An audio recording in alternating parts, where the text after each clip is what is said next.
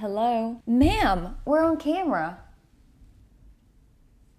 Let me ask you a question. If you have two cameras, or let's say you have one camera, a DSLR, mirrorless, a film, and then you have your phone, do you find yourself preferring one over the other when it comes to certain photographs? That's something I never noticed until I went to Japan with both cameras. For the last 2 weeks, I shared all the photos that my Rico took in Tokyo. From what I noticed, Rico, more lifestyle, everyday things. Fuji, on the other hand, a little more experimental in terms of framing.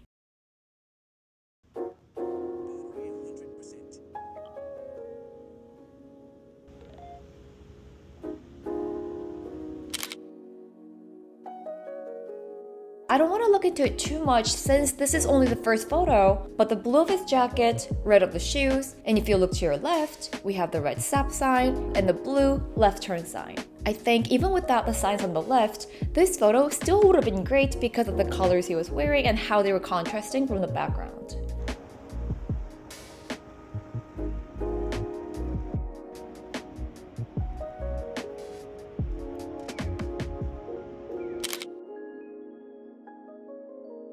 I have a feeling this video is gonna be so long because this is our second photo and I have something to say. For the last few months, I've shown interest in taking a lot of tone-on-tone photos. The first example I had was red background with a red motorcycle. Because I was noticing a lot of colors in Tokyo, I wanted to do a lot of tone-on-tone photos. Let's look at the left one. Main colors, brown, almost black, dark gray, and then beige. The window washers already match the building, and our guy on the phone wearing a brown jacket, it's perfect. And our lady on the right, cream beige jacket, red scarf, red hair, and what do we see in the background? Red Muji sign, beige building. These are the things I started noticing more and more as I go through my street photography journey, and it's so exciting when you see something like these and you get to photograph them. It almost makes it feel like I just solved the puzzle.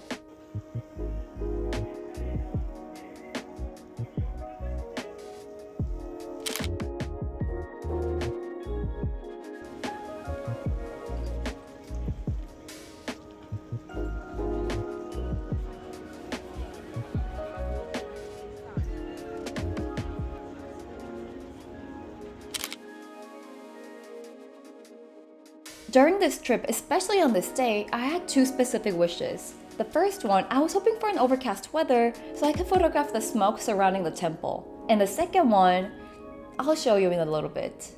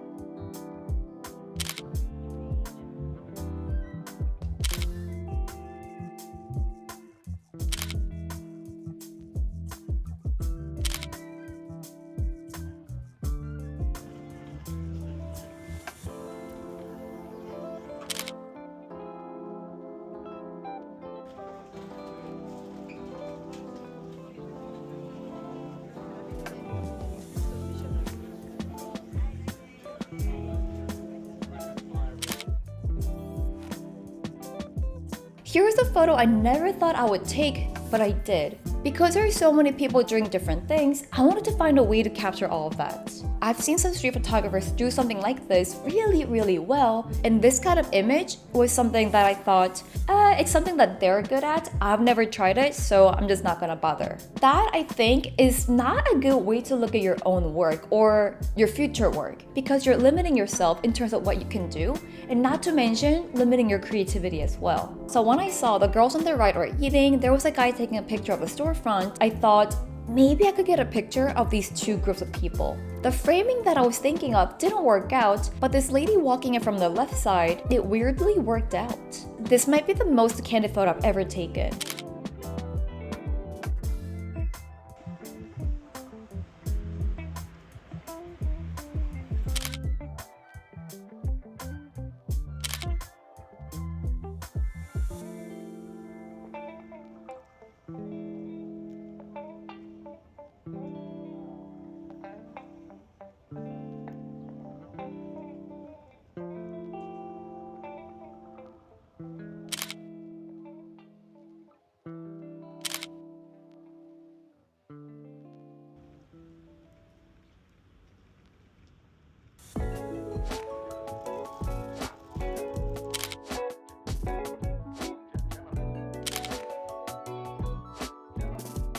I couldn't decide. I liked how our lady in red with her red bicycle was kind of matching this salmon-y background, but in a little bit, when she was in between the salmon and this white grayish background, this also kind of looked good. Maybe the second one's gonna look better when it's a little more zoomed in. Like this.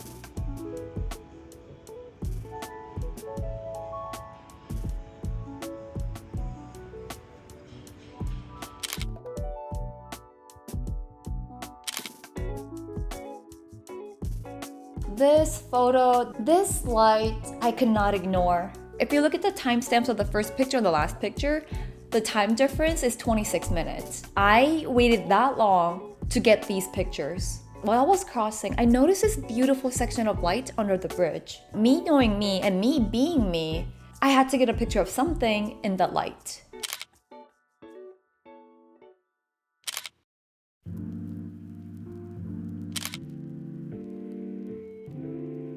Do I like the vertical picture better or the horizontal? I can't tell. What do you think?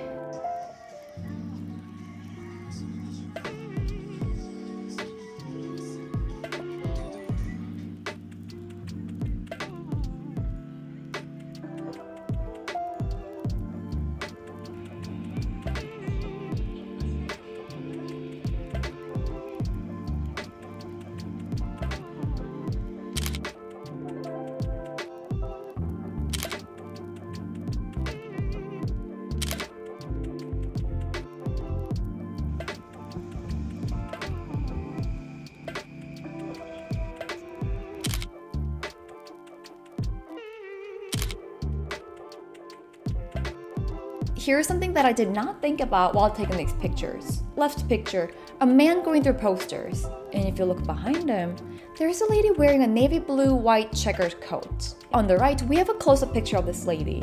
I did not take the right picture, wanted to make a diptych out of it. This was just purely accidental, and I'm so glad out of all the photos that I took on this day, I was able to find this coincidence and make something out of it. A few minutes ago, I mentioned I had 2 things to achieve on this day. The first one, overcast temple, we did it. And the second one was to capture the bullet train in between buildings. Out of all things I photographed in Japan, I've never taken photos of Shinkansen. So I looked at the route and the timetable of the station I was going to be at.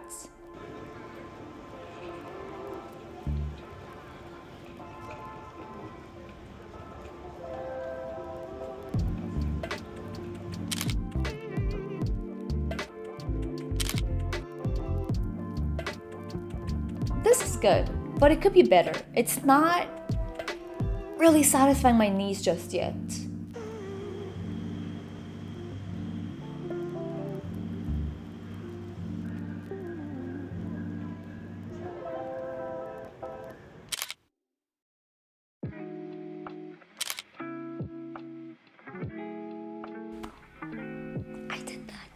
I was so happy that I was gonna take more photos after this, but I thought about not going anymore because I was just so satisfied with this image.